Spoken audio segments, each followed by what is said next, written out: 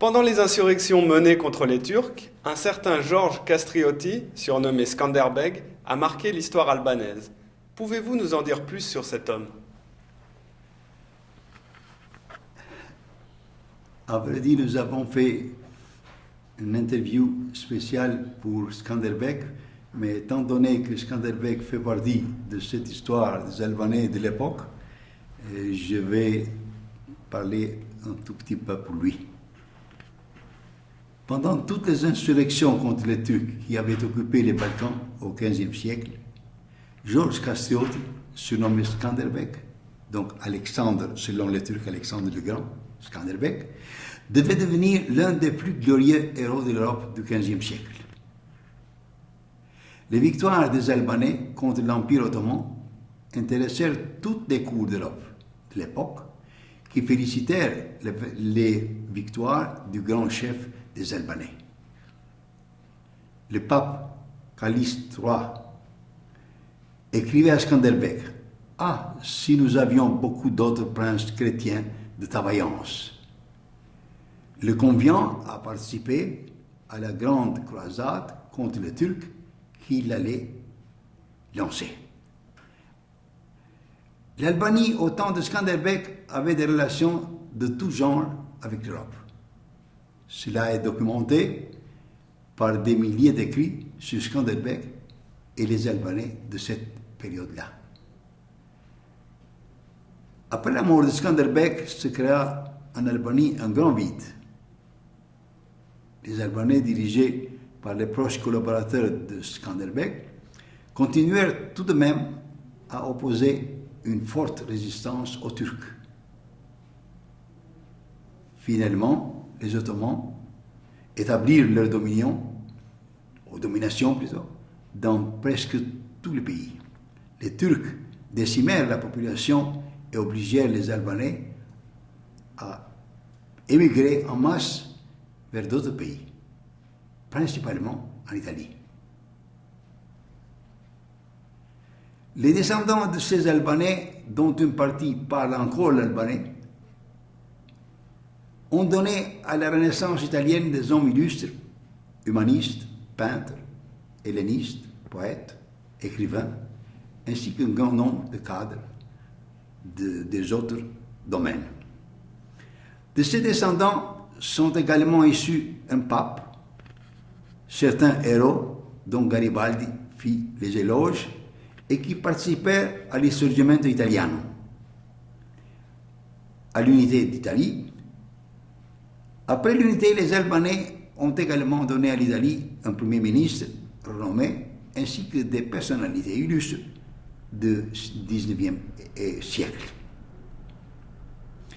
Cette diaspora albanaise d'Italie, en relation avec plusieurs personnalités européennes, pendant des siècles, a servi de trait d'union entre les Albanais sous le joug ottoman et l'Europe.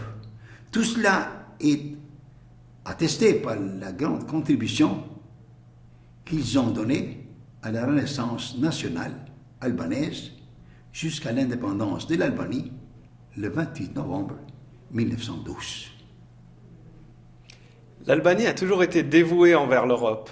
Comment s'est manifesté le soutien du peuple albanais vis-à-vis de la communauté européenne? L'Albanie, comme la Suisse, a fourni à l'Europe des troupes de mercenaires. Ces troupes, recrutées dans des régions montagneuses, surtout chrétiennes, ont servi, elles aussi, à maintenir les relations des Albanais avec l'Europe.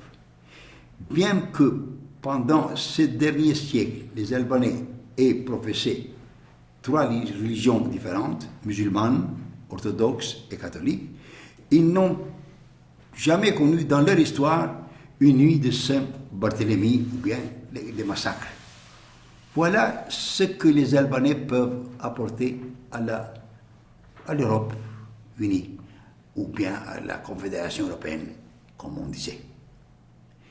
De surcroît, il faut mettre en relief le fait que les Albanais, pendant l'occupation allemande de leur pays, ont donné l'hospitalité et ont sauvé tous les Juifs. venus de plusieurs pays d'Europe, sans exception, pratiquant la tolérance religieuse et aussi l'héroïsme dans cette période critique de la Seconde Guerre mondiale. Et vous savez que le problème des Juifs, c'est une plaie qui saigne encore en Europe. Il peut y avoir en Europe des politiciens qui reprochent aux Albanais d'avoir été islamisés pendant l'occupation séculaire ottomane.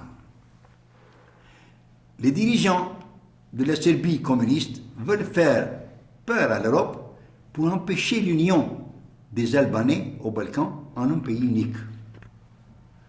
Les Serbes se présentent comme les protecteurs de l'Europe du soi-disant danger qui menace l'Europe en présentant l'Albanie des Albanais des Balkans comme un pays potentiellement islamique, fondamentaliste, qui serait créé au cœur de l'Europe. Tout cela est faux et tendancieux. Les Albanais musulmans ne sont pas forcément pratiquants et on ne doit jamais envisager une telle éventualité. La caractéristique de tous les Albanais au cours de leur histoire a été, et reste encore de nos jours, d'être albanais tout en appartenant à une des religions mentionnées plus haut. Il faut en effet rappeler qu'au seuil de l'occupation ottomane se développait progressivement dans le monde balkanique une nouvelle conception selon laquelle on considérait comme nation une communauté humaine ayant une unité non pas politique et religieuse, mais linguistique et religieuse. Or, on sait déjà que les Albanais ont opposé une très grande résistance à l'occupation turque de leur pays. Et plusieurs insurrections ont eu lieu en Albanie jusqu'à la fin du XVIe siècle, mais sans aucune réussite, entre autres, à cause du manque de soutien de la part des Européens.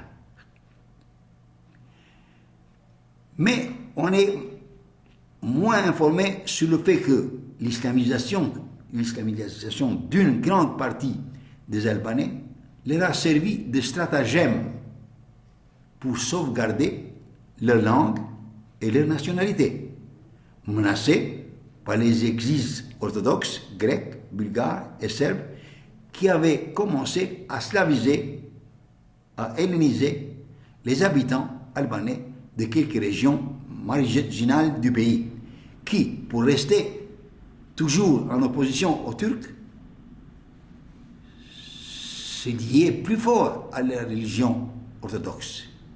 Certes, d'autres facteurs ont aussi influencé l'islamisation des Albanais, comme par exemple la possibilité de leur épanouissement dans tous les domaines, étant donné que l'Empire ottoman était un empire fondé sur l'idéologie, donc l'islamisme, et pas sur la nationalité. Malgré la vitalité du peuple albanais, dérivé de la langue qui a résisté aux occupations, le peuple turc a longtemps exploité les Albanais pour développer leur empire. Que pouvez-vous nous dire sur ce fait ? La vitalité des Albanais, dans le cours de l'histoire, a pu se manifester du fait que leur langue a pu résister à la romanisation, à l'hellénisation et à la slavisation. Et pendant l'occupation turque, même à l'osmanisation. L'albanais fait donc partie aujourd'hui du tronc des langues indo-européennes en tant que branche de la langue albanaise, unique au monde. L'albanais ne ressemble à aucune autre langue du monde. Elle est égale, au point de vue de l'importance scientifique, à chacune des branches des langues germaniques, néo-latines, slaves, indiennes, etc. Les Turcs ont exploité toutes les capacités intellectuelles et toute la vaillance des Albanais dans leur propre intérêt, donc pour le développement de leur empire. Dans leur histoire de la Turquie, on peut trouver des dizaines de premiers ministres d'origine albanaise. Il suffit de mentionner la famille Küprülü, qui a donné à l'empire 5 grands vizirs, et un descendant, ministre et fondateur de l'Institut de turcologie ces dernières décades. Il y a eu des généraux vaillants et plusieurs hommes de science.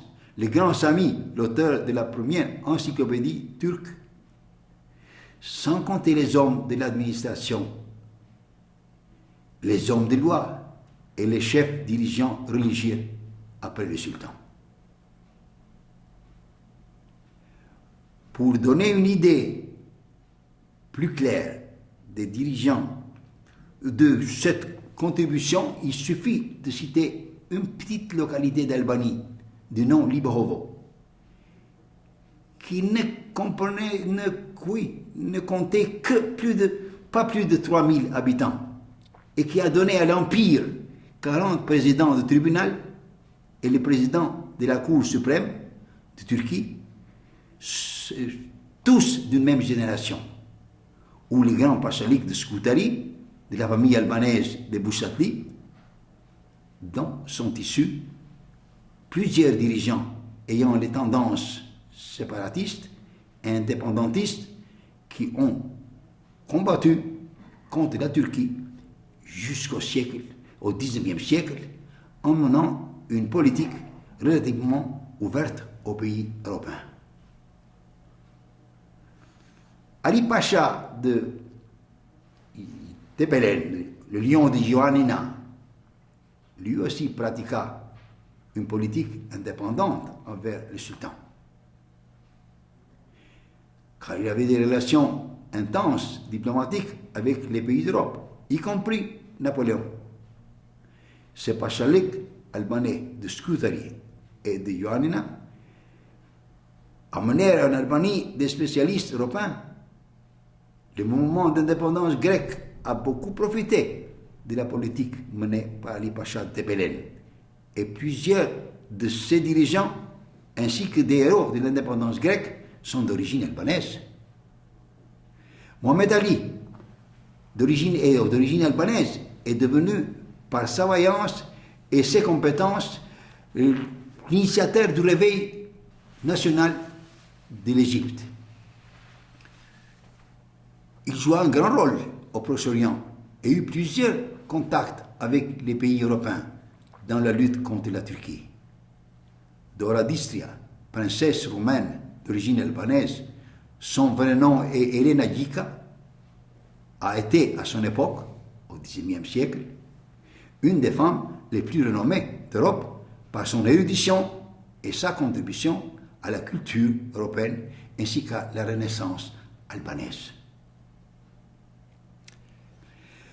Nous avons donné au monde des architectes qui ont construit à Istanbul des œuvres d'art que tout le monde apprécie.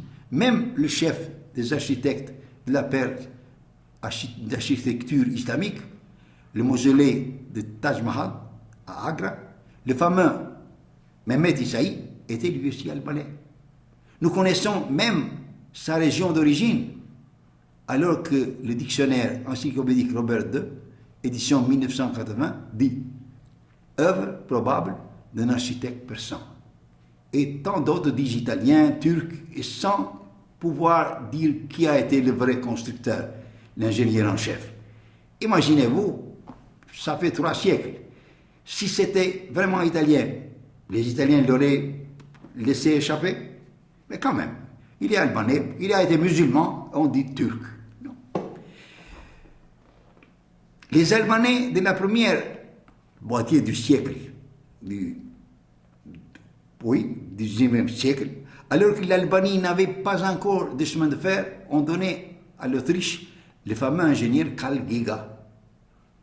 Il a son buste à Trieste et son buste à Semmering. D'autre part, pendant la première moitié du siècle passé, Alors que l'Albanie n'avait pas encore de théâtre professionnel, elle a donné un artiste de renommée mondiale, Alexandre Moïsi, qui lui aussi est d'origine albanaise et a son buste à Trieste et ailleurs. Quel fut le but de votre intervention lors du colloque? Et j'espère qu'on m'a bien compris, ou qu'on a compris mon discours à ce colloque, et que mes collègues n'ont pas considéré un discours panégyrique pour ma nation, mais une conséquence logique et une réponse légitime en tant qu'Albanais à tous ceux qui ont écrit dans l'unique but de dénigrer mon peuple et ma nation pour des intérêts purement politiques. Voilà pourquoi je me bats. On a commencé à écrire sur la pauvreté de ce pays européen, de la post-dictature. On a retransmis à la télévision des images vraiment effrayantes. Silhouettes désœuvrées, villes décaties, fermes d'État pillées, un pays qui a tout perdu. Je dois dire, sauf l'honneur. Et je voudrais ajouter, sauf le cerveau. La démocratie a finalement triomphé en Albanie, comme dans tous les autres pays de l'Est. Les dirigeants du pays sont mes ex-étudiants, mes amis ou mes connaissances. Je leur souhaite du succès et bonne chance face à la tâche difficile qu'ils doivent accomplir. Je leur suggère aussi d'être très prudents parce que cette démocratie est très fragile. Ils doivent faire comprendre au peuple que le triomphe de la démocratie et l'amélioration de la situation économique du pays ne se font pas d'un coup de baguette magique.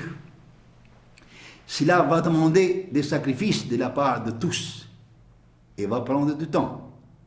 Il n'est pas facile de changer la mentalité et le style de vie des gens qui sont nés, ont vécu et sont éduqués dans un pays en marge du monde où presque toute la société a été endoctrinée par les communistes.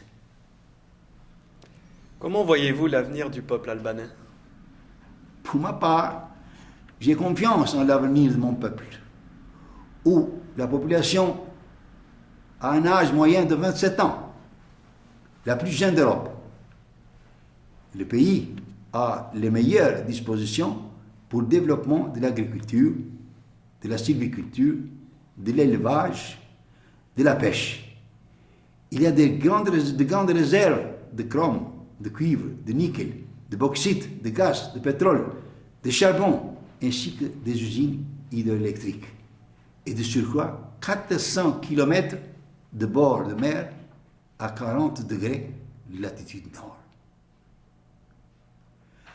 Les étrangers ont découvert que les Albanais connaissent beaucoup de langues étrangères, bien que sans contact pendant toute leur vie avec les touristes et sans espoir de pratiquer ces langues, étant donné qu'ils étaient coupés du monde et qu'ils ne possédaient pas de structure moderne pour l'enseignement des langues étrangères.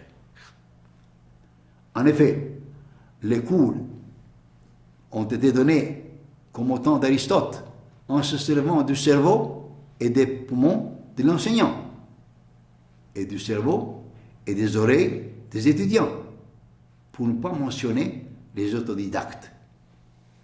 À la seule exception que le papyrus a été remplacé par le papier.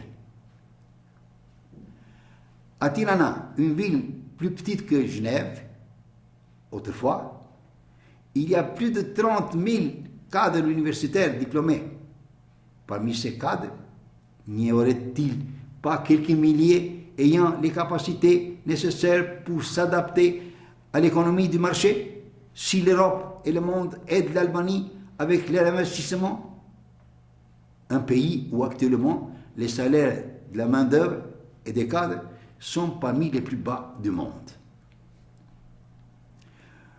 Nous sommes réunis ces jours-là dans ce colloque, très intéressant, utile, et aussi très actuel, si l'on pense à cette guerre sauvage qui était en train de se dérouler dans l'ex-Yougoslavie, toujours en s'amplifiant. C'est pour cette raison que nous n'avons pas eu là le représentant de la Yougoslavie dans notre colloque. Gorbatchev et James Baker, en 1991, se sont exprimés contre le démembrement de l'ex-Yougoslavie, une mosaïque d'États. Mais le temps a prouvé qu'ils ont fait une erreur. Je pense qu'il aurait dû d'abord aider ces États à se séparer par le dialogue, le bon sens et même l'autorité et la bonne volonté de l'Organisation des Nations Unies, avec sa charte des droits de l'homme pour l'autodétermination.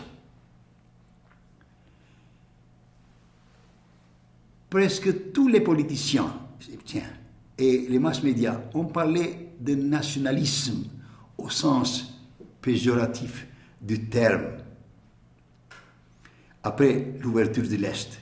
Je pense qu'il faut bien distinguer les deux sens du mot nationalisme. Les pays de l'Europe de l'Ouest, pendant les siècles passés, ont résolu en ligne générale, d'une manière ou d'une autre, les problèmes nationaux dans leur pays. Un exemple typique a été l'unité de l'Italie et celle de l'Allemagne.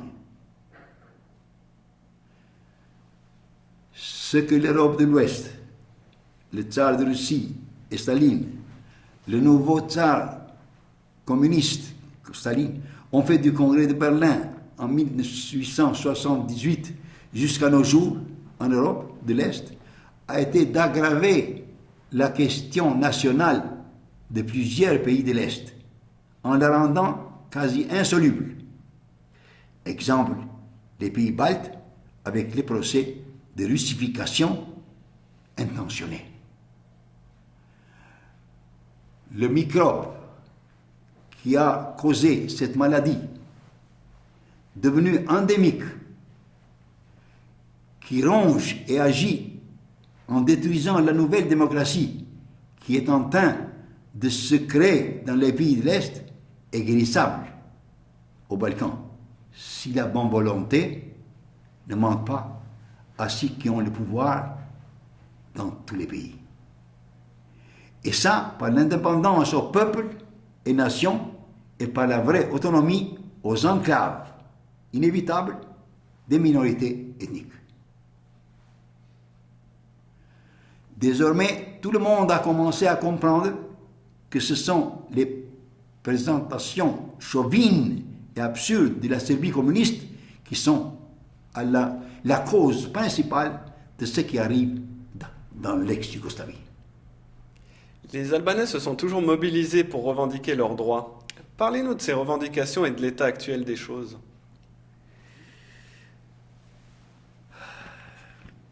Avant son démembrement, l'ex-Yougoslavie avait une constitution, selon laquelle les 6 républiques et la région autonome du Kosovo et de Voïvodine, jusqu'en 1989, étaient membres constitutifs de cette fédération, ayant le droit de se séparer de la Yougoslavie. Dès le printemps 1980, les Albanais du Kosovo sont descendus dans les rues pour revendiquer leur droit d'autodétermination. Mais les Serbes ont écrasé les manifestations avec des chars armés. Des centaines d'Albanais ont été tués et blessés. Dès lors, ce mouvement pour l'autodétermination a pris de vastes proportions. On a retiré aux Albanais cette prétendue autonomie pendant ces 13 ans de manifestations pacifiques, écrasées à la méthode serbo-communiste, en imposant une occupation militaire à la région du Kosovo. Les Albanais ont élu leur parlement, leur gouvernement et leur président du Kosovo. En Yougoslavie, les Albanais, bien qu'ils représentent la troisième nation par nombre d'habitants, n'ont aucun droit. L'apartheid est transféré de l'Afrique du Sud en pleine Europe.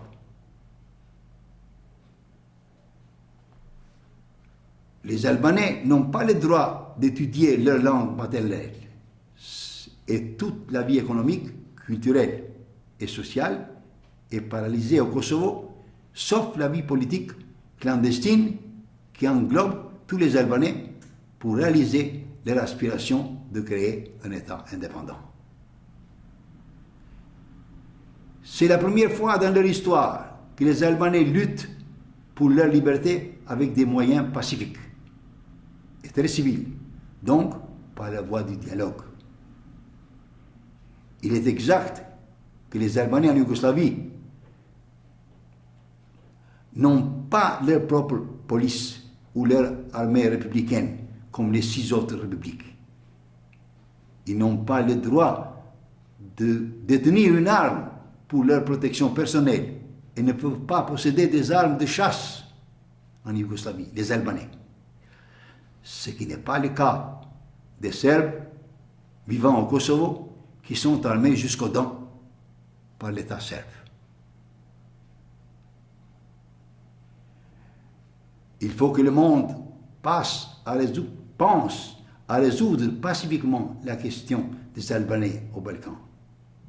J'ai eu l'occasion d'assister aux travaux de la conférence européenne des enseignants qui a eu lieu à Genève du 18 au 22 octobre 1991.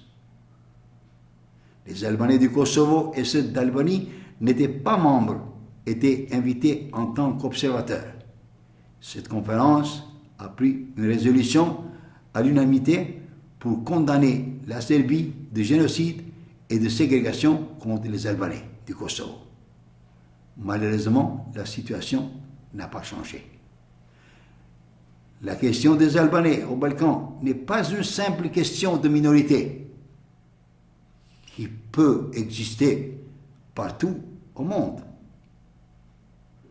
Pendant le XXe siècle, les Albanais ont été condamnés par les décisions erronées et tendancieuses de grandes puissances à vivre la moitié en État libre et plus que la moitié dans la domination des autres États voisins. En Europe, on ne peut pas trouver un cas pareil. On sait bien que les Albanais vivent en Europe dans les mêmes territoires depuis la préhistoire. En effet, les territoires habités par les Albanais, malgré leur hétérogénéité géographique et particulièrement climatique, rare en Europe pour un territoire relativement limité, ont constitué au fil des siècles une entité qui, aujourd'hui, peut la présenter comme une nation unique, ne présentant aucune différence marquée, notamment sur les plans ethnologiques, culturels et économiques, démographiques aussi. La nation albanaise. Cette nation, représentée de plus de 6,5 millions d'Albanais, réduit par l'histoire dans les territoires actuels, sans nommer les millions d'Albanais éparpillés dans le monde, forcés d'émigrer, qui forment la diaspora albanaise, qui n'a pas cessé d'apporter sa contribution très efficace pour lier à l'Europe et au monde démocratique et libre les Albanais de l'Albanie libre, mais enfermés, et ceux de l'ex-Yougoslavie et de la Grèce opprimée sous le joug slavo-communiste. Cette diaspora a su aussi poursuivre les bonnes traditions albanaises dans tous les domaines de la culture et de l'économie. Donnant au pays d'accueil pas seulement de simples émigrés, mais après leur immigration, des dirigeants et même des présidents de républiques démocrates qu'elle n'avait pas pour sa nation jusqu'à présent. Il ne me semble pas juste, au contraire, de sacrifier la moitié de la nation albanaise, donc les Albanais du Kosovo, de Serbie, de la Macédoine et du Monténégro, sous prétexte d'éviter une conflagration balkanique. Cela ne peut pas arriver. Le conflit actuel, à mon avis, j'insiste sur ça, restera limité entre les territoires de l'ex-Yougoslavie, étant donné que l'Albanie démocratique, qui a toutes ses raisons de revendiquer les territoires habités par une majorité albanaise écrasante, ne les revendique pas. Elle est en train de faire une politique de confiance envers les Nations Unies, soit-elle à cause de la conjoncture, mais cela est un fait. Pourquoi ces commissions autorisées à résoudre la crise yougoslave et le monde entier doivent-ils forcer les Albanais de l'ex-Yougoslavie à vivre sous la domination serbo-communiste ou slave quand ils n'ont rien en commun avec les Slaves, outre le fait d'avoir vécu avec eux en tant que voisins jusqu'au démembrement de l'Empire ottoman et vivre opprimés maintenant au XXe siècle en pleine Europe, bien qu'en majorité absolue, dans leur territoire, depuis la préhistoire, vivre sous la domination serbe.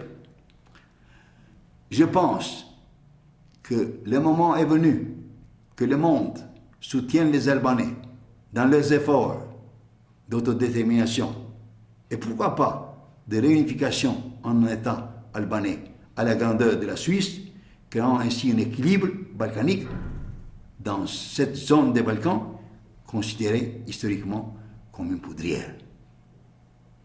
On verra ainsi les États de la péninsule balkanique s'intégrer pacifiquement et civilement dans l'Europe communautaire du futur. C'est ainsi que s'achève la deuxième partie de l'entrevue sur votre brochure Les Albanais et l'Europe.